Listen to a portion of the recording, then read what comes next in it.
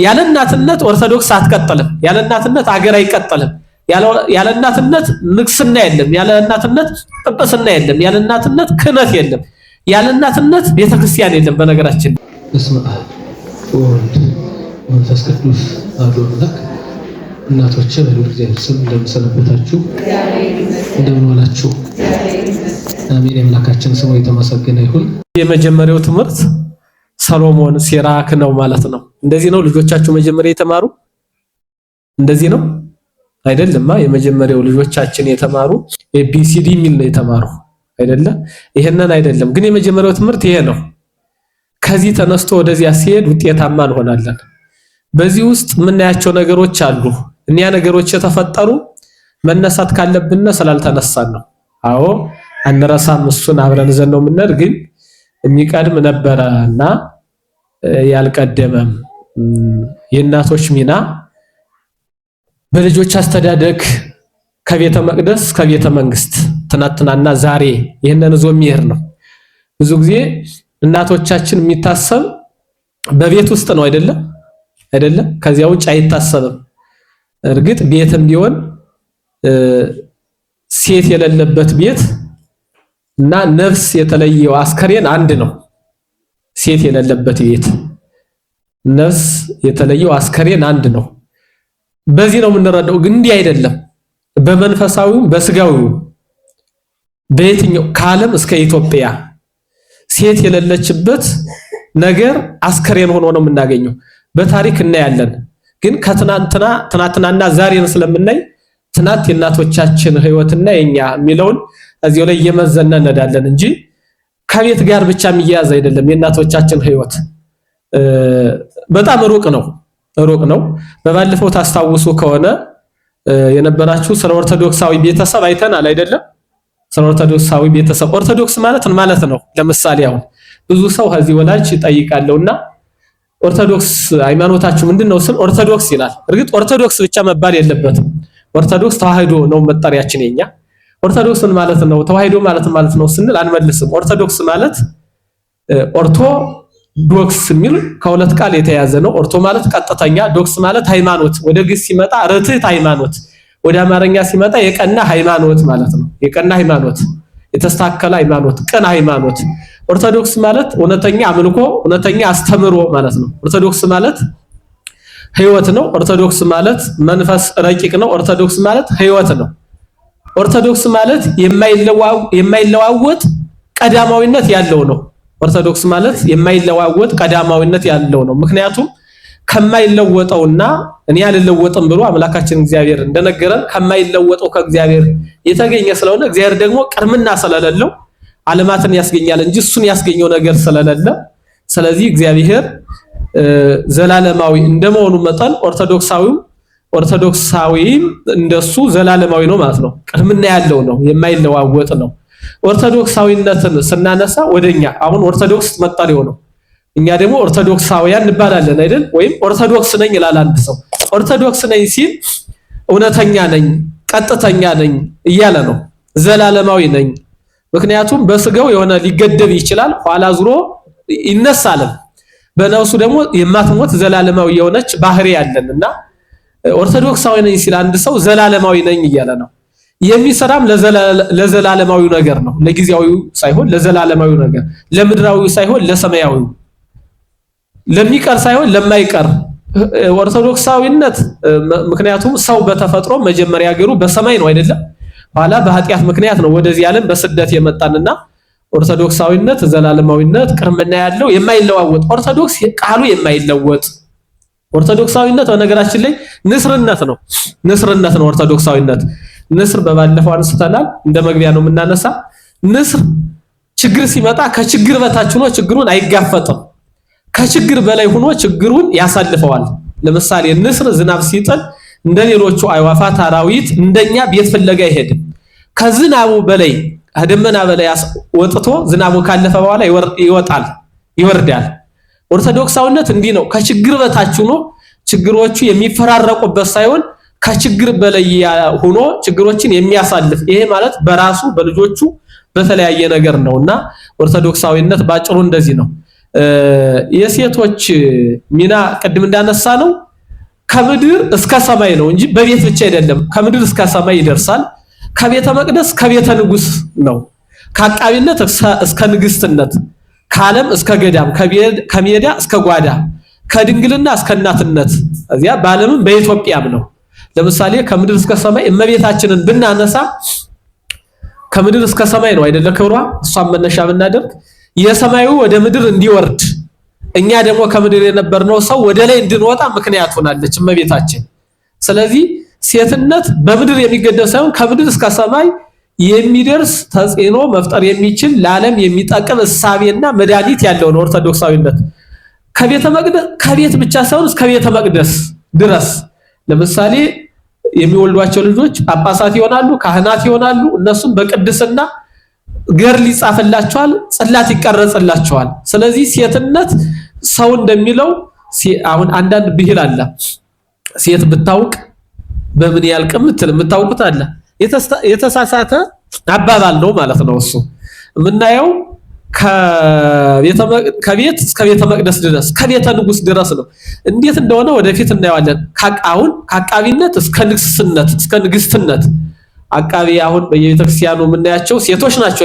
እርግጥ እንደ ጥንት ቤተክርስቲያን አቃቢ የሚሆን ዲያቆን ወንድ ነው የሚሆን የነበረ። እርግጥ አሁን ባለው ደረጃ እንደዚያ ነው። ከዓለም እስከ ገዳም በዓለም አላችሁ፣ በገዳምም እንደዚህ ነው። እንዲህ ያለ ይቀጥላል። አሁን ወደ የትምህርቱ ዓላማ ይሄንን መሰረት ያደረገ ነው። እኔ ኦርቶዶክሳዊ ነኝ አይደለሁም ብለን ራሳችን እንድናይ አሁን ስለ ኦርቶዶክሳዊነት የማይለወጥ ዘላለማዊነት ቅድምና ያለው እንደዚህ ብለናልና ኦርቶዶክሳዊነት ደግሞ ከችግሮች በላይ መሆን የሚችል አርቆ የሚያስብ ማያ ያለው ክፉና ደጉን ለይቶ ማየት የሚችል ማንጸር የሚችል ነው ኦርቶዶክሳዊነትና አሁን እናቶቻችን ሁላችሁም እኔ ኦርቶዶክሳዊት ነኝ አይደለሁም ብለን ራሳችን ማየት ይኖርብናል። ሀቤታችንም አሁንም ነኝ ወይ ከሆንኩ አሁን እየሰራሁት ያለው ስራ እንደ ሀገርም እንደ ቤተክርስቲያን ምንድነው? ከልጆች አስተዳደግም አንጻር ነው። ግን በደንብ አስተን ስናየው ኦርቶዶክሳዊነት ከምስጢረ ተሳትፎ ሁላ ይሄዳልና እኔ በተሳትፎቱ ምስጢር ውስጥ አለው የሚለው ሁላ እንደናይ ነው። በእናትነቴና በትዳር ህይወቴ እንዲሁም በመንፈሳዊ ህይወቴ የጎደለ ነገር አለ ወይ? አሁን በእናትነቴ እኔ እናትነት እንግዲህ ኋላ እናየዋለን። ትልቅ ነገር ነው እናትነት። ከዚያ ደግሞ እናትነት ከሌለ ሁሉም ነገር የለም። በነገራችን ላይ የሁሉም ነገር መነሻ እናትነት ነው። ዓለም ራሱ በእናትነት ነው የሚጀምር ስለምናገኘው እዚያ በትዳር ህይወት እኔ የጎደለ ነገር አለ ወይ? ከማይበረሰብ ጋር እንደ ትዳር አጋር እንደ ልጅ አስተዳደግ የጎደለ ነገር አለ የለም? ራሳችን እንድናይ ነው የትምህርቱ ይዘትም ስለሆነ ካለኝስ ምንድነው የሚለውን ማየት ይኖርብናል። እንደ ክርስትና የእናትነት ሚናዬን መቼና እንዴት ልወጣ እችላለሁ ብለን እንድናስብ ነው። እንደ ክርስትና የእናትነት ሚናዬ ወደፊት እናያለን። ያለ እናትነት ኦርቶዶክስ አትቀጥልም። ያለ እናትነት አገር አይቀጥልም። ያለ እናትነት ንግስና የለም። ያለ እናትነት ጵጵስና የለም። ያለ እናትነት ክህነት የለም። ያለ እናትነት ቤተክርስቲያን የለም በነገራችን ላይ። ስለዚህ እንዲህ ከሆነ እንደ ክርስትና የእናትነት ሚናዬ መቼ መወጣት አለብኝ፣ ከምን የት መቼ የሚለውን በደንብ እንድናስብ ነው የትምህርቱ ዓላማ። የትናንት እናቶቻችን ህይወት በንጽህና በቅድስና በጀግንነት ልብ እያላችሁ ነው አይደል? በንጽህና የታጀበ ነው የእናቶቻችን ህይወት፣ በቅድስና የታጀበ ነው፣ በጀግንነት የታጀበ ነው። እናየዋለን ጀግንነታቸው ምን እንደሚመስል ማለት ነው። እርግጥ በዚህ ዘመን ልጅ ማሳደግ ራሱ ጀግንነትን ይጠይቃል። በዚህ ዘመን ቤተክርስቲያን እናቴ እግዚአብሔር አምላኬ ብሎ መምጣትም ጀግንነት ነው በዚህ ዘመን። ምክንያቱም ወደ ኋላ የሚስቡን ነገር ብዙ ነገር አለ። አሁን ራሱ ወደዚህ እንዳትመጡ የሚስቡ ብዙ ነገሮች አሉ። ያንን እምቢ ብሎ መምጣት ራሱ ጀግንነት ነው። እዚህ ቁጭ ብለን ራሱ ወጥተን እንድንል አቋርጠን እንድንል የሚገፋፉ የተለያዩ ሐሳቦች ያለም የማይሞሉ ብንላቸው የማይሞሉ ነገሮች አሉ። ያንን መቋቋም ራሱ ጀግንነት ነው። እዚያ በእናትነት የነበረውን የቅዱሳት አንስትን ተጋድሎና ታሪክ ዛሬ ያሉ እናቶች ተረድተው ራሳቸውን ለዚህ ክብር እንዲያዘጋጁ ማድረግ ነው። እንግዲህ የትምህርቱ ዓላማ አሁን ያነሳናቸው ናቸው። በደንብ አይታችኋቸዋል አይደለም? በደንብ እንድታዩዋቸው ማታ ላይ ከልጆቻችሁ ቤተሰብ ላይ እንዳጠቃላይ በስራ ቦታ በየትኛውም ዓላማ እኒህ ነገሮች ዓላማችን ሊሆኑ ይገባልና እዚህ ውስጥ እኔ ምንድነው የጎደለኝ ትንሽ ያለኝ ለአንድየው የሌለኝ ያለኝንስ እንዴት ላሳድገው የሚለውን ማየት ይኖርብናል። እዚያ የሴቶች አገልግሎት በቤተክርስቲያንና በኢትዮጵያ ያለውን አስተዋጽኦ በማስገንዘብ አሁን ያሉት እናቶችና እህቶች በቤተክርስቲያናችንና በአገራችን የተሻለ አገልግሎት እንዲያገለግሉ ማድረግ ነው የትምህርቱ ዓላማ። የዘመኑን ክፋት ተረድተው እርቃናቸውን ከሚሄዱት ገንዘብን እንደ ጣዖት ከሚያመልኩት ለትዳር አለመታመንን እንደ ፋሽን ከሚቆጥሩት ሰው መሰል እንስሳዎች ራሳቸው እንዲጠብቁ ማስገንዘብ ነው። በዚህ ዘመኑ ክፉ ነው፣ በጣም ይፈትናል። እርግጥ ክፉ ያደረግነው እኛ ራሳችንን ምን ሆንም፣ ግን ከዚያ ራሳችንን ከዚያ ክፋት እንዴት መለየት እንዳለብን እናያለን። በዚህ ውስጥ እንደምታዩት ወደፊት እናያለን። በዚህ ትምህርት ውስጥንም ልጆቻችን እርቃናቸውን የሚሄዱ ነው። ይሄ ደግሞ ከጸጋ እግዚአብሔር መራቃችንንም የሚገልጽ ነውና እዚያ ገንዘብን እንደ ጣዖት የሚያመልክ በገንዘቡ ጽድቅን ሳይሆን ኃጢአትን የሚገዛ ትውልድ እየተበራከተ ነው። በገንዘቡ ሕይወትን የሚገዛ ሳይሆን ሞትን፣ ጥፋትን የሚገዛ እየተበራከተ ነውና ዓለምም እንዲሆናለች። ገንዘብ ካወቁበት መልካም ነው፣ ካላወቁበት ደግሞ ጥፋት ነው። ነገር ግን ኦርቶዶክሳውያን ገንዘብ ሊኖራቸው ይገባል፣ ግን በገንዘባቸው ድልድይ እንዲሰሩበት ወደ ሰማይ የሚያስጉዝ አገር የሚያስቀጥል ትውልድ የሚያስቀጥል ነገር እንዲሰሩበት ከዚያ ራሳቸው እንዲጠብቁ ለማድረግ በትዳርም እንደምታዩት አሁን ትዳር ፈታኝ ሆኗል አይደለ? የትዳር ሕይወት ፈታኝ ሆኗል። አሁን እንዲያውም በዚህ ቅርብ ሳምንት እያየው ነበር ሚዲያ ላይ አሁን ሶስተኛ ወር ላይ ነን አይደለ? ሲሶ ዓመት የሚባለው አይደለ? ስለዚህ የኢየሱስ ዓመት ሪፖርት ይቀርባልና በአዲስ አበባ ውስጥ ይሄ የትዳር ምንድነው የሚባል ስሙ ስሬ ብሎ ተቋም ተመስርቶለት የፍች የሞት የምን እንደሚባለውና እሱ ይሄን ያህል በአዲስ አበባ አፋታው የሚል ሪፖርት እየቀረበ እያየው ነበር። አይታችኋል? ይሄም እንደ ስራ ተቆጥሮ ተቋም ተሰርቶለት ማለት ነው። ቤተክርስቲያናችን ደግሞ ትናንትና እንዴት እዛው እንደኖረች የሚታወቅ ነውና ከዚህ ራሳችን ብንጠብቅ ለትዳር መታመናውን የምታዩት በስራ ቦታ በምን ያለው አስቸጋሪ ሰው ከእንስሳም ብሶ በነገራችን ላይ በዚህ ዘመን ሰው የሚሰራውን እንስሳት አይሰሩትም አይደለም። ከእንስሳት ብሶ እንዲሁም ሰይጣን የማያውቀው ስራ እየሰራ ነው። ሰይጣን ሰው ገሎ በአስከሬን ሲዘባበት ፎቶ ሲነሳ የሰውን ስጋ ሲበላ በየትኛውም መጽሐፍ አላገኘንም። የሰው ልጅ ግን ይሄን ሲያደርግ እናየዋለን። ይኸውም እንደ ስልጣኔ ይኸውም እንደ ጀግንነት ተቆጥሮ ማለት ነው። እንደ ጀግንነት እንደ ስልጣኔ በጣም እንደሌላ ተቆጥሮ ስለዚህ ሰይጣን ይሄን ሰርቶ አይተን አናውቅም። በመጽሐፍ ሰይጣን አሳሳተ እንጂ ሰውን በላ ሲል በመጽሐፍ ተጽፎ አናገኘው። ከጽድቅ ጎዳና አወጣ ሲባል ነው የምናይ። ሰው ግን እንዲህ ሲያደርግ እናየዋለንና ሰው እንዲህ በመሰለበት ሰዓት ራሳችን ከዚህ እንድንጠብቅ ተተኪውን ትውልድ ልጆቻችን በነገር ሃይማኖትና በአገር ፍቅር ቀርጸን እንድናሳድግ ወይም እንዲያሳደጉ ማድረግ ነው። እንግዲህ ልጆቻችሁ ብዙ በየሰዓቱ በዚህ ሙቀት የምንጠራችሁም ልጆቻችሁን የምትልኩም ለዚህ ነው። ሃይማኖታቸውን ቅድም እንዳነሳው አስቀድመው ሊማሩ የሚገባቸው ነገር እዚያ ተቀምጧል። አሁን ደግሞ ሌላ ነው መሆን እርግጥ ሁለቱንም እዛው እንዲሄዱ ነው የሚገባ። ግን ያለው ገና ሕፃን ያሉ የምታለማምዳቸው ዓለም ሌላ ነው። ለጥፋት የምታለማምዳቸው ነገር አለና ከዚያ ራሳቸውን እንዲጠብቁ በቅድስና ሕይወት ራሳቸውን እንዲገነቡ እንዲያነጹ ማድረግ ነው ዓላማው። በዘመናችን እንደ ሰደድ እሳት እየተቀጣጠለ ያለውን የመናፈቃንን እንቅስቃሴ በተለይ በቤተክርስቲያናችን ላይ እየደረሰ ያለውን ከባድና ፈተና ለመግታት የእናቶች ሚና ምን ያክል እንደሆነ ተረድተው ከልብ እንዲያገለግሉ አሁን ብዙ ሰው አዘጋጅቶ ከማብላት ውጭ ምን ከማለት ውጭ በሀገር ጉዳይ በቤተክርስቲያን ጉዳይ ድርሻ የለኝም ብሎ የሚያስብ ብዙ ኦርቶዶክሳዊ አለ። እንዲህ ነው በመቀመጡ ደግሞ የሰደዱ እሳት ደግሞ ተጋላጮች እኛ ራሳችን ኦርቶዶክሳውያን ሆነናል። ምክንያቱም ለሚሆነው ሁሉ ራሳችንን እጃችንን አስረን አዘጋጅተን ቁጭ ብለን ስለምንመለከት ድርሻችን ስለማንወጣ ቢያንስ እኮ እኛን የተበቀለን ችግር ካለ በልጆቻችን ለመበቀል ልጆቻችን ለዚያ ክፋት ለዚያ ጥፋት ማዘጋጀት እንዲኖርብን ነው የትምህርታችን ዋናው ዓላማ። ቅድም አንስቼ ነበር። እናትነት ከየት ነው የሚጀምር? ድንግል ማርያምን መነሻው አነሳንና እናትነት መነሻው ማን ነው ብያችሁ ነበር አይደለ? አሁን የእናትነት መሰረት ማን ሆኖ አገኛችሁት? በዚህ ስር መሰረት ሥላሴ ናቸው አይደለ?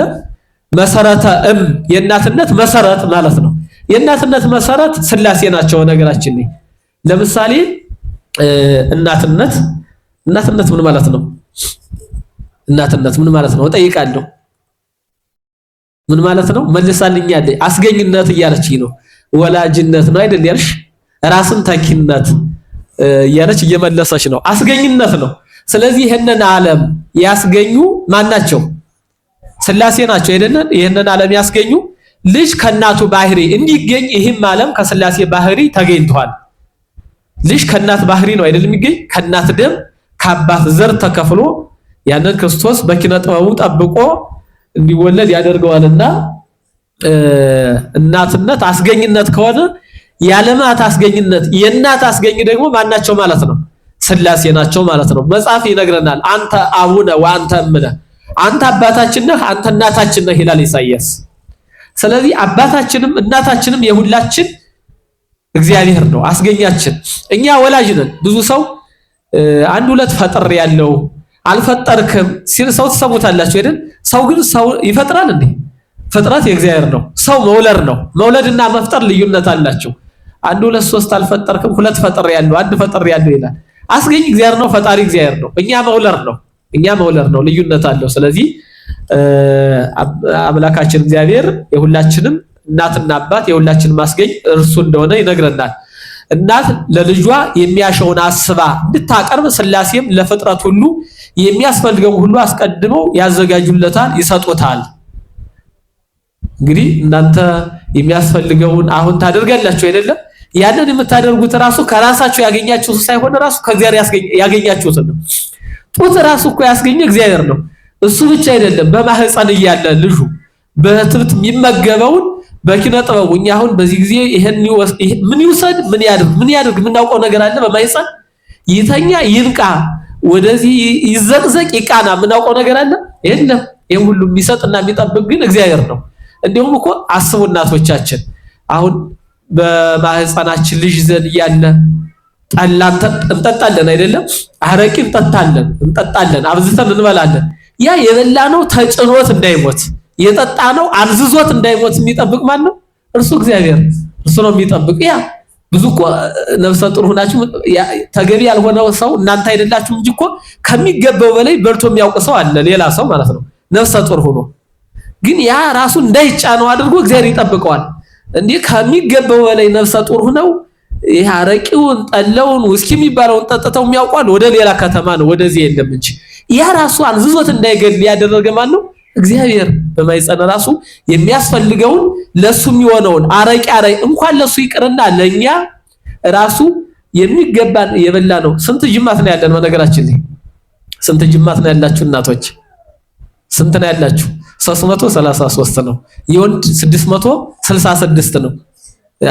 እንዴ ይሄንን እንትን እንዳለ ያ ራሱ 3ቱ ለ30 30ው ለ6ቱ ያቀብለው አረቂው እኛ ህይወት እንዲሆነን ይሆናል። ሌላው ደግሞ በሚያስፈልገው ቦታ ወጥቶ እንዲወርቅ ያደርጋል እግዚአብሔር። ከዚህ ድረስ ነው እግዚአብሔር ስራውን የሚሰራ ማለት ነው።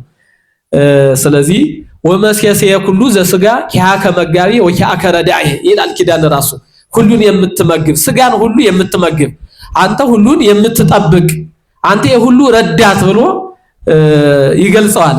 እናት ልጇ ቢያስቀይማት ፈጽማ እንዳትጠለው ሥላሴም ፍጡራንን ሰርቀው አመንዝረው ቢበድሏቸው ንስሐ ገብተው ቀኖና ይዘው ቢለምኗቸው ይቅር ይላሉና። እንግዲህ ልጆቻችሁ የፈለገው ነገር ቢበድሏችሁ ይቅር ትላላችሁ አይደለም? ለጊዜው እኮ ተገቢ ያልሆነ እርግማን ሁላ ልትራገሙ ትችላላችሁ። እናንተ አይደላችሁም እንጂ የሚራገሙ አሉ። ውሃውን ምትቀር ይላሉ ሌሎች ናቸው። እርግጥ እናንተ እንዲህ ያለ እርግማን አይወጣችሁም። ሐማይፀን እያለ እዚህ ውሃውን ምትቀር ነው ባጭር ብትቀር የሚሉ አሉ። ትክክል አይደለም። እሱ ያላስቀረውን እኛ ለማስቀረት መሞከር ትክክል አይደለም እንጂ እንዲህ የሚሉ አሉ። እንዲህ ያብላችሁ ግን ቆይታችሁ ቢሉም እነዚያም ይራራሉ፣ እናንተም ተራራላችሁ። የሆነ ነገር አስቀይሟችሁ ቆይታችሁ ተረሱታላችሁ አይደለም? ተረሱታላችሁ። ሥላሴም እንዲህ ናቸው። በነገራችን ላይ ሥላሴ ለምሳሌ ኃጢአተኛን እኮ አይጠሉም፣ ኃጢአትን ነው የሚጠሉ። ኃጢአቱን ጥሎ ሲመጣ ዘማዩን ድንግል በነፍስ ቀማዩን ጻድቅ አይደለም ያደርግ ነሳ ልዩ እና እናት እንደምትራራው ሥላሴም እንዲህ ነው የሚራሩ። እናትነቱን እያየን ነው እንግዲህ የእግዚአብሔር እናትነትና የእናንተ እናትነት እያመዛዘን ነው። ወበከመ ይምራው ውሉዶ ከማሁ ይምህሮሙ እግዚአብሔር ለለ ይፈርህዎ። አባት ለልጁ እንደሚራራ እግዚአብሔርም ለሚፈሩ ሰዎች ይራራል ይላል። ይራራል። እዚያ ይሄ በማስገኘት ነው። ሁለተኛ ደግሞ ከስላሴኛ ለሰው ስንት እናት አለው ብላችሁ ታስባላችሁ? አሁን በሰባት እና ሰባት አባት የሚል አለ ራሱን የቻለ ግን በዋናነት ሰው ስንት ጊዜ ይወለዳል? ስንት ጊዜ ይወለዳል? እናንተ የግቢ ጉባኤ ተማሪዎች ስንት ጊዜ ይወለዳል ሰው? በዋናነት ስንት ጊዜ ይወለዳል? ስንት ጊዜ ይወለዳል? ቢእሺ ሶስቱን አራት ጊዜ የሚወለድበት በመጻሕፍት አራትም ሶስትም ይሆናሉ። አሁን እኛ ሶስት ጊዜ በትንሹ አራት ጊዜ ተወልደናል። አንደኛው ከእናት አባታችን የምንወለደው፣ ሁለተኛ ደግሞ በ40 እና በ80 ቀናችን ከማን የምንወለደው? ከስላሴ ከአብራ ከመንፈስ ቅዱስ ከማይጸነ ዮርዳኖስ የምንወለደው። ሌላው በንሳ ሰው ኃጢአት ሲሰራ ይሞታል። በነገራችን ላይ እንደውም በዚህ በቅዱስ ሉቃስ ወንጌልም እስመ ዝንቱ ወልዴ ሞተሂ ወሐይወ ታጉለሂ ወተረከበ ይላል። ይሄ ልጅ ሙቶ ነበር፣ ነገር ግን አሁን ሕያው ሆኗል። ይሄ ልጅ ጠፍቶ ነበር፣ አሁን ግን ተገኝቷል ይላል። ረከብክወ ለወልዴ በከንቱ ዘሞተ፣ በከንቱ ሙቶ የነበረው ልጅን አገኘሁት ይላል የመልካ ኢየሱስ ደራሲ። ሰው ኃጢአት ሲሰራ ሙቷል። በነገራችን ላይ እየሞተ ነው። ሞት በተለያየ ሁኔታ ያለ ሰው ከስጋና ከነፍስ የምንለያየው እንደ ሕጉ ኑረን ከሆነ እሱ ሞት አይደለም እረፍት ነው የሚባል። በኃጢአት ሲወርቅ ነው ሰው ሞተ የሚባለውና ሶስተኛው የመጀመሪያው ከእናት አባት መወለድ ከስላሴ ያለውን ሳንረሳ ስንል የቆየ ነው። ሁለተኛው በ40 እና በ80 ቀን በ40 ዓመቱ ይንጣ በ80 ቀን ከአብራ ከመንፈስ ቅዱስና ከማይጸነ ዮርዳኖስ የምንወለደው። ሌላው በንስሐ የምንወለደው። አራተኛው ከመቃብር የምንወለደው። ሰው ሲሞት በስብሶ ለመቅረት ነው እንዴ ሰው የሚቀበር? ሰው የሚቀበር እኮ እንዲበቅል ነው አይደለም? አዝሪት፣ ስንዴ፣ ገብስ፣ ጤፍ ይዘራሉ። እዚያ ይበሰብሱና ኋላ ምን ሆነው ይነሳሉ? ሕያው ሆነው ይነሳሉ። ሰው እኮ እንደዚህ ነው። ኋላ እኮ በትንሣኤ ዘጉባኤ ሴት የ15 ዓመት ቆንጆ ወንድ የ30 ዓመት ጎልማሳ ሆኖ አይደል የሚነሳ? መልካም ከሰራ ከፀሐይ 7 እጅ አብርቶ በቀኝ ክፉ ከሰራም ከቁራ 7 እጅ ጠቁሮ በግራ አይደል የሚነሳ? ስለዚህ ሰው ራስ ወደ መቃብር የሚወርድ ሊበቅል ነው፣ እንደ ጤፍ እንዳዝሪት ለመብቀል ነው። ስለዚህ ሁለተኛው እዚህ ላይ የምናየው በጥምቀት የምንወለደው ነው። ይሄም እግዚአብሔር ለባህሪው የማይስማማ ልደት ተወልዶ ለባህሪያችን የማይስማማ ልደትን የሰጠን በድንግልና ተጸንሰን በድንግልና እንወለድ ዘንድ ነው። እግዚአብሔር በመለኮቱ መወለድ ለባህሪው የሚስማማ አልነበረ። እመቤታችን የወለደችው ራሱ በስጋ ነው። አኮ ወልደ ማርያም በመለኮቱ ዘእንበለ ዳእሙ በትፍሲቱ ይላል። በስጋ ነው እመቤታችን አምላካችን እግዚአብሔርን የወለደችው። የሚገርመው እንዲያውም ድንግል ወለደቶ ለፈጣሪሃ ወኪያሁኒ ወለደ ፈጠረ ወላዲቶ። ድንግል ፈጣሪዋን ምን አለችው? ወለደችው። እሱ ደግሞ እናቱን ምን አለ? ፈጠራ ይላል ሊቁ። አይገርምም? ይሄ ምስጢር እመቤታችን ፈጣሪዋን መውለድ የቻለች እሱ ደግሞ እናቱን ደግሞ መፍጠር የቻለ የሚገርም እኮ ነው። በቤታችን እናትነት የዚህ ባለሀብቶች ነን እናቶቻችን በነገራችን። ስለዚህ በባህሪው የማይስማማ ልደትን ተወለደና አሁን ከስላሴ በረቂቅ መወለድ እኮ ለባህሪያችን አይስማማም ነበር። ነገር ግን በዚያ ተወልዶ እኛ እንድንወለድ አደረገን። ከአብራ ከመንፈስ ቅዱስ ከማይጸነ ዮርዳኖስ የምንወለደው ልደት በድንግልና ስለሆነ እንግዲህ ፈጣን የምል ስልጠና በባህሪው እንደ ክብሪት ነው። ክብሪት ትጫርና ትንሿ እሳት ትራባለች አይደል? የሆነ ክብሪት ጭሮ እናንተ ቤት ላይ እንድታሰፉት ማድረግ ነው። ሁለተኛው እናትነት ከማን ነው የሚቀጥል? እዚህ የታያችሁ እነ ሔዋን የአዳም እናትነት። የሔዋን እናት ማን ነው? የሔዋን እናት አዳም እኮ ነው አይደለም? አዳም ነው። እሺ ይሄው እዚህ ላይ ተቀምጧል። ሔዋን የአዳም እናትነት። ለምን ሔዋን የተገኘች ከማን ነው? ከአዳም። ከምኑ? ከግራ ጎኑ። ከቀኝ የሚል ትርጓሜ አለ። እሱን አሁን አንድበትም። ከግራ ጎኑ። ለምንድን ነው ከግራ ጎኑ የፈጠራት ሔዋንን? አንዲት አጥንት። በነገራችን ላይ ኋላ ለሚወለደው ሁሉ ምስጢር አለው። ይሄ ኋላ ሰው ለሚሆነው ሔዋን ስትፈጠር በነገራችን ላይ እመቤታችን በአምላክ ሕሊና ታስባ ነበረች። ሔዋን ስትፈጠር አዳም ሲፈጠር ማለት ነው። ስለዚህ ከግራ ጎኑ እዚህ አካባቢ ነው ያደረጋት። ሴትን የፈጠራት ከፍ ብሎ ወደ ራስ ዝቅ ብሎ ወደ እግር ያላደረጋት ለምንድን ነው ግን? እናንተም እኮ ከፍ አድርጎ ወደ ራስ ቢያደርገና ይሻልም ነበር እንደ ዘውድ ቁጭ እንድንል ማለታቸው አይቀርም አይደለም አትሉማ? ከፍ ብላ ተፈጥራ ሊሆን ይላል ትርጓሚያችን። ሴት እንደው ኮራ ትላለች እና እንደውም ይልቁንም በኮራሽ ነበር ይላል። ኮራ ትላላችሁ እንዴ እናንተ አትሉም? ሌሎቹ እነዚህ ያን እያለ ነው እርግጥ ትሞክራላችሁ እናንተም ትንሽ አይደለም። ስለዚህ በጣም ትል ነበረ። ዝቅ ብላ ብትፈጠር ደግሞ ትናቅ ነበረ። ስለዚህ እንደውም እንደዚህ ሆነ ሽሽጉነሽ ኑሪ ሲላት ከጎን ፈጠራት ነው የሚል። እንደውም የአባቶቻችን ብሂል ሴትና ዳዊት በብብት ይሏሉ። ሴትና ዳዊት በብብት እዚህ ትኑር ማለት ሙሽርነቷን የሚገልጽ ነው። ነገራችን ላይ ሙሽርነቷን እዚህ እንደዚህ ተከብራ የምትኖር መሆኗን ለመግለጽ ነውና ከአዳም አጥንት አንድ አጥንት ወስዶ ነው አምላካችን ሔዋንን የፈጠረ። የአዳም እናት ራሱ የአዳም እናት ማን ናት? የአዳም እናት ደግሞ ምድር ናት። የአዳም እናት ምድር ናት። በነገራችን ላይ ከምድር ነው አይደል የተገኘ ከአራቱ ባህሪያተ ስጋና ከአምስተኛ ባህሪያተ ነፍስ። ይሄ መሬት፣ ነፋስ፣ ውሃ፣ እሳት ምንለው። ስለዚህ የአዳም እናት ራሱ ምድር ናት። እንደው እዚያ አዳም ደግሞ ማንን ወለደ? ሔዋን። እናትነት እንዴት እንደመጣ እያያችሁ ነው አይደል? እናትነት ትልቅ እንደሆነ እናትነት የእግዚአብሔር አምሳል መሆኑን እያየን ነው አይደል? ኋላም ወደ አዲስ ኪዳን ወደ ድንግል ማርያም እኮ ልናመጣው ነው። ብዙ እርግጥ በዚህ ዘመን እናትነት ተናቀ። እንደምታዩት ወደ ምዕራባውያኑ ዓለም ስነድ ወደ ሀገራችን እየገባ ነው የጾታ ቅያሬው።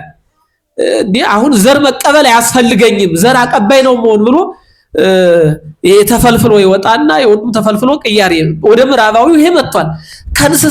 ሰይጣን እንደዚህ አላደረገም። ሰይጣን ከሰይጣን ሰው ብሷል ማለት ነው። በነገራችን ላይ ሰይጣን እንደዚህ አላደረገም።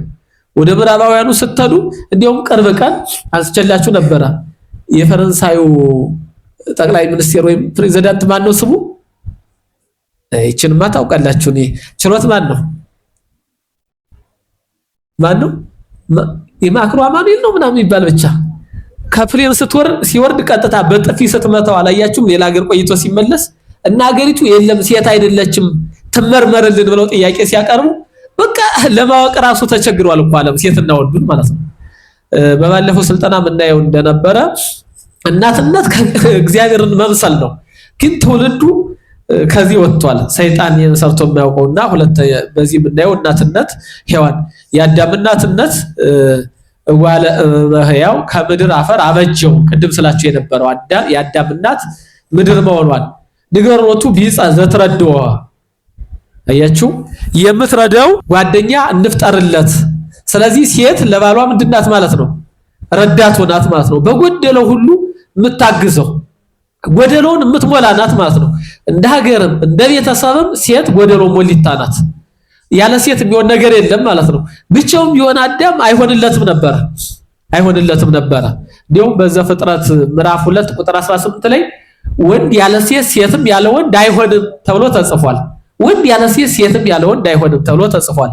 ስለዚህ ልደተ ሔዋን የሔዋን መወለድ ከገቦ ነው ማለት ነው። ልደተ ሔዋን ምገቦ ማለት ሳይከፈልበት ተከፍሎ ነው። ግን አዳም አጽም ሲወጣ ግን ያዳምም ሳይከፈልበት እንዳለ ማለት ነው። እግዚአብሔር በኪነ ጥበቡ እሱ በሚያውቀው ማለት ነው።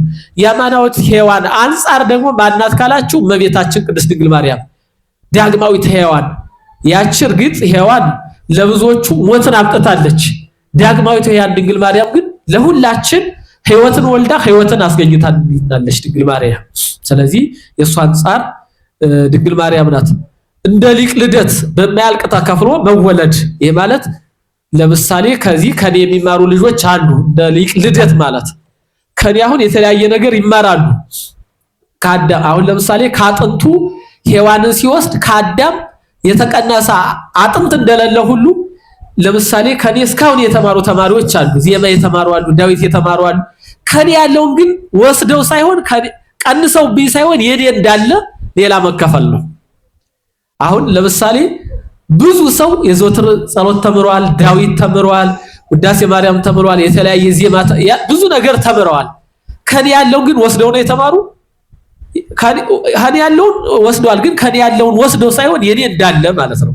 የኔ እንዳለ እኔ ሳይቀነስ። ለምሳሌ እኛ ትምህርት ከእግዚአብሔር ነው። የእግዚአብሔር ዕውቀት የባህሪው ነው። የኛ ደግሞ በጸጋ ነው የሚሰጠን። እዚያ ለሐዋርያት በጸጋ ተሰጠ። ከሐዋርያት ስንቀበለው ሲወርድ ሲወጣ እኛ ደርሷል።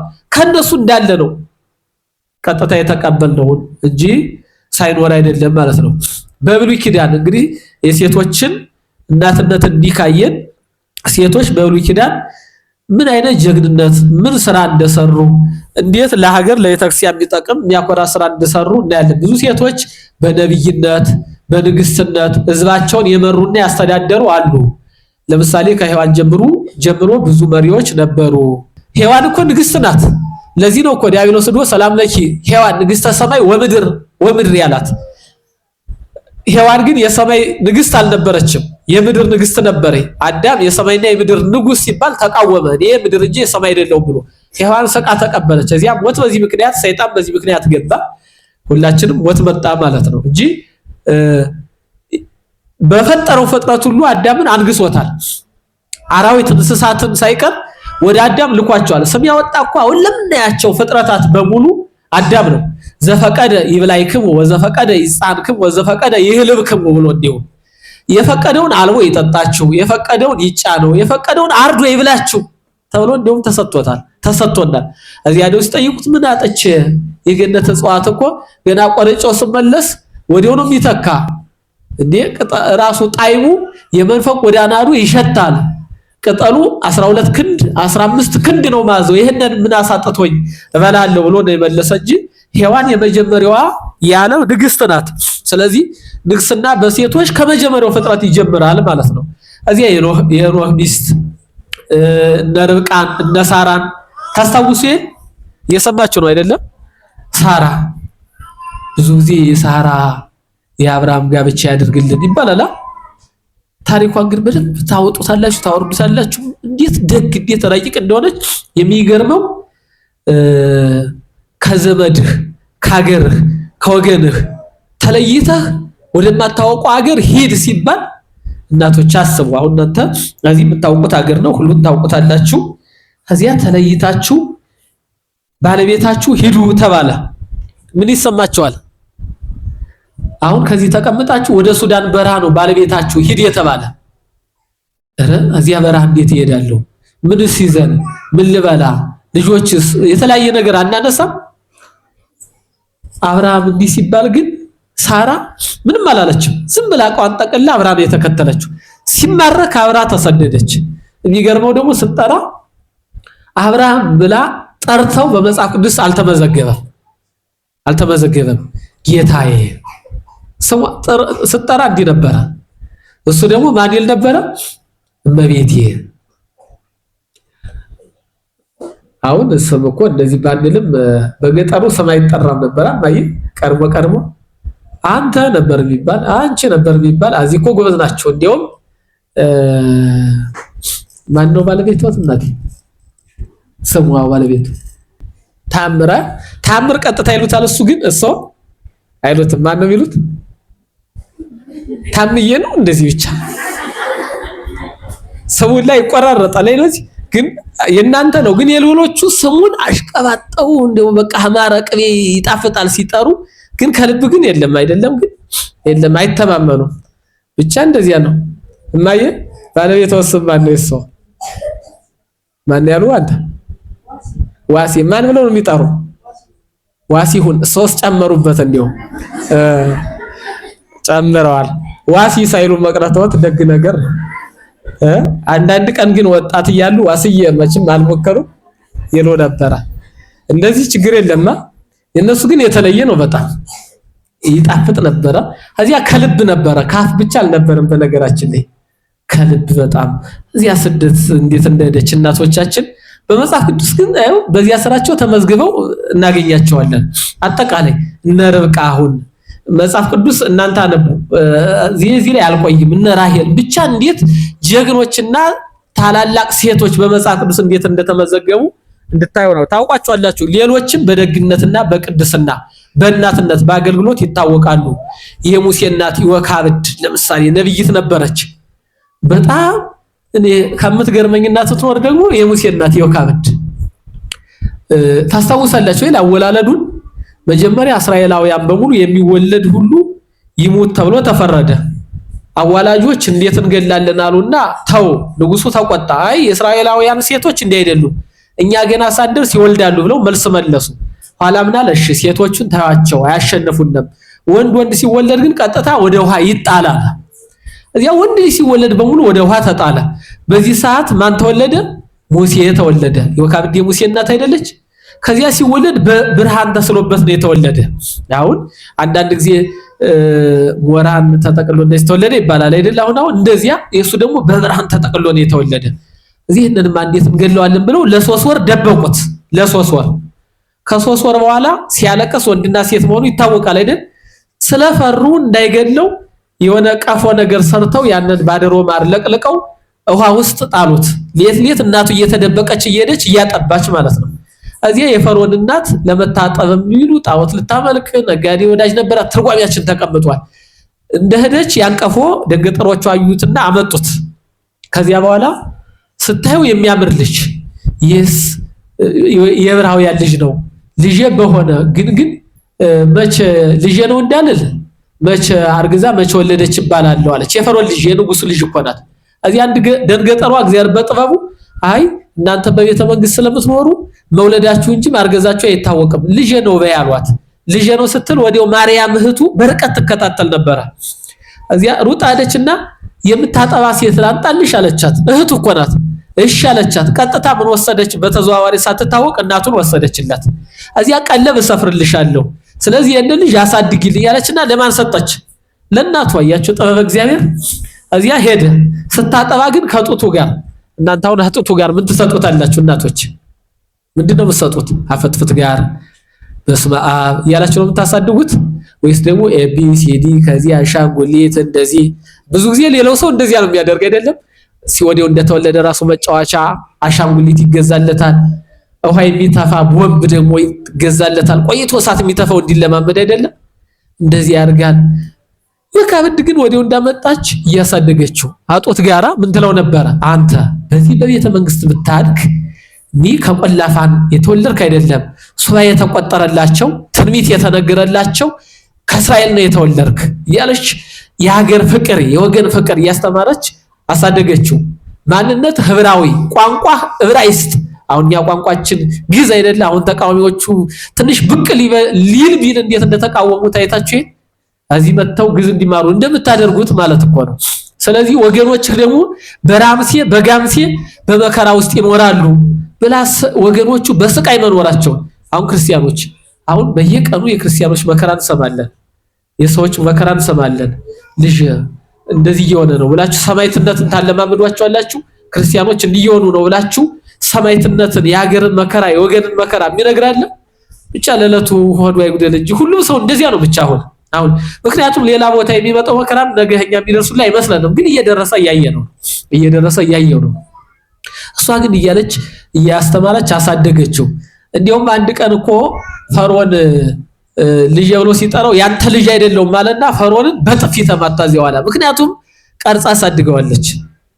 እዚያ ይገደል ሲል አይ እሳትና ፍትፍት የማይለይ ልጅ እኮ ነው ለምን ይገደላል አሉ መሳፍንቱ። ካለየ ፍትፍትና እሳት ይቅረብለት ተባለ። እዚያ ሕፃን አሁን ፍትፍትና እሳት ብታቀርቡለት እጁን ወደ የት ነው የሚልክ? ወደ እሳቱ አይደለም? ወደ እሳቱ እንዲህ ሲልክ እንዲህ ሲበለው እዚያ ይሄ ሳያውቁም ተባለና ከመገደል ዳነ ማለት ነው። ከዚያ አደገ 40 ዓመት ሆነው። 40 ዓመት እንደሆነው ወገኖቹ በመከራ ወዳሉበት ለማየት ሄደ። አይ ልጅን ማሳደግ እንዲህ ነው። ሲሄድ እስራኤላውያን ጡብ እየወገጡ ጭቃ እያቦኩ ያ የተደረገበት ምክንያት ደግሞ ስራ ፈት ከሆኑ ይበዛሉ፣ ሀገራችን ይወርሳሉ። በስራ የሚሰቃዩ ከሆነ ግን ማታ ይደክማሉ፣ ግንኙነት አያደርጉም፣ አይወልዱም ነው ጉዳዩ። አይወልዱም፣ ጭቃ ያስረግጧቸዋል። በነገራችን ላይ እንዲህ ነው እንግዲህ ዓለም የመጣች ታሪክ እንዲህ ናት። እንግዲህ እዚያ ሲሄድ አንዱ ግብፃዊው አንዱን ዕብራዊ ሲመተው አየ። ያወጣውን አሳም ሲቀመው አየ። መስኖ ነው አይደል ግብፅ የሚጠቀሙ። ያወጣውን የመስኖውን ተራ ሲቀመው አየ። እዚያ ደግሞ ልብስ የሚታጠብ በጥንት በምንድን ነበር እናቶች? እንዶድ አይደለም። እዚያ ደግሞ ማጠቢያው ደግሞ የሆነ ከበግ ከሆነ ከእንስሳት የተሰራ ነው አይደል? በዚያ ሲያጥብ ሙሴ አየና ለምንድን ነው ሁሉ ግፍ የምታደርግበት አለ። ወገኑን ነው እንደሚያደርገው። ምን አገባህ በገንዛ ባሪያዬ አለው። ቆዳውን ገፍፌ ማጠቢያ ሳፋ ባደርገው ደሙን መጥቼ እንዶድ አድርጌ ባጥምበት ምን አገባህ አለው። ሙሴ እንዲህ ሲል አላስቻለውም። የወገን ፍቅር አሳይተዋልና ዘወር ብሎ ተመለከተና በነገራችን ላይ ጉልበት ነበረው ይላል። ኃይለ እግዚአብሔር ነው። ገደለና አሸዋ ውስጥ ቀበረው። ይሄ ራሱ በነገራችን ላይ ምሳሌ ነበረው። ሙሴ ወልደ እግዚአብሔር፣ አሸዋው የመስቀል ዕብራዊው የአዳም ያግብፃዊ ወዲያብሎስ ነገረ ድነትን መሰረት አድርጎ የያዘ ነው። ከዚያ በኋላ በሁለተኛ ቀኑ ደግሞ ዕብራውያን ሲጣሉ አያቸው። አሁን እኛ እርስ በርሳችን እንደምንበላለን ክርስቲያኖችና ክርስቲያኖች እንደምንጠፋፋው አይነት ማለት ነው። ለምንድን ነው ትናንትና ያስ እንደዚህ አንተ ደግሞ ወንድምክን አለው። ምን አገባ ትናንትና እንደዚህ ያደርገህ ብሎ ሲናገረው ተሰምቶብኛል አለና ወደ ሀገራችን ሙሴ ወዴት መጣ? ወደ ኢትዮጵያ። እዚያ ካህኑ ዮቶር ከሚባለው ደረሰ። 40 ዓመት በካህኑ ዮቶር ኖረ። እዚያ በኋላ እስራኤላውያንን እንዲያወጣ እግዚአብሔር ላከው። እርግጥ በነገራችን ላይ እናቶቻችን በደንብ እናት ከሆናችሁ በደንብ ካነባችሁ የሀገር ምሕረት ሁሉ በእናንተ እንባ መምጣት ይችላል። ሙሴ ወደ እስራኤል የተላከበት ምክንያት ያም ሁሉ 215 ዘመን ጭቃ እየረገጡ በነበሩበት ሰዓት ራሄል የምትባል ሴት ምጥ ያዛት። ባሏ ሙቶ ነበርና ባልሽ ሙቷል፣ ስለዚህ የባልሽን ፈንታ ጭቃ መርገጥ አለብሽ ተባለሽ። ነፍሰ ጡር እኮ ናት። አያችሁ ግፍ። መውለጃዋ ቀን ደርሷል። መጥታ እየረገጠ እያለች አይ ብትሰማኝ እባክህ ልውጣ ልውለድ አለችው። ላንቺ ምጥ ተብሎ የንጉሱ ስራ ሊፈታ ነው፣ እርገጭ ዝም ብለሽ አላት። አይተን አይደል ወር ተቀዶ ማይጸን ውስጥ ሕፃን ሲወጣ እዚያ የተወረሰ ነው ነገራችን። ከዚያ አርገሽ ተባለች። የሰው ደም ጭቃ ያጸናል እንጂ ምን ይላል ብለሽ ነው አለች። እየረገጠች እያለች 2 ልጆች ነበርና የጸነሰች ውልቅ ብለው ወደቁ ይላል። እዚያ አሁን ቢያንስ አሳርፈኝ ስትል አይ እርገጫቸው የሰው ስጋ አሁንም ጭቃውን ጡቡን ያጸነዋል አላት። በዚህ ጊዜ ራሄል ልብ በሉ ይሃሉኑ በዚህ ሰማይ አምላከ እስራኤል አድወናይ በዚህ ሰማይ የሰማይ አምላክ የእስራኤል አምላክ የለም አለችና እንባዋን ወደ ሰማይ ረጨችው። 215 ያለቀሱትን እንባ ሰረገላ ሆነችና ከመንበረ ጸባዖት አንኳኳች። አያችሁ እናቶቻችን። እዚህ ወዲያ በዚህ ጊዜ ነው ሙሴ የተላከ። መከራቸውን አይቻለሁ ሂድና አውጣቸው ተባለ። አየህ የእናትነት እንባ አየህ እግዚአብሔር ሲሰበው እንዲህ ነው። እንደውም እኮ እንባ ከእናቶቻችን አይጠፋም አይደለም አየህ። እርግጥ አዲሱ ትውልድ ሳይሆን ከናንተ ያሁኑ ወይ ሽንኩርት ሲከትፍ ወይም ደግሞ እውር ፍቅር ሲይዘው ብቻ ነው የሚያለቅስ የሆነ እንጂ እንባ ንስሐ ሲገባ ራሱ አያነባም። እግዚአብሔር እንደበደለ ሪፖርት እያደረገ ነው የሚመስለው። ንስሐ ሲገባ ራሱ አዲሱ እናንተ ታነባላችሁ አይደል? አሁን እየሆነ ስላለው ስለ ሀገር ራሳችን ስለመጠፋፋታችን ስለ ቤተክርስቲያን ተቃጠለች ሲባል ካህናት ታረዱ ሲባሉ ስንሰማ እናለቅሳለን አይደል? ግን አንድ ቀን በደንብ ካለቀሳችሁ እንደ ራሄልን ባቆስ ሰረገላ ሆነ የዚህ ሁሉ እንባ ዘው ተወጣለ እንጂ እኮ ብዙ ጊዜ ጮህ ላይ ያዛል። ቅዳሴ ይቀደሳል፣ ሰዓታቱ ይቆማል፣ ማህሌቱ ይቆማል። ግን ወደ መንበረ ጸባዖት እስካሁን አላንኳኳም። መከራው ብቻ ነው የቀጠለ። ስለዚህ ራሄልን የመሰለ እናት ያስፈልጋል ማለት ነው።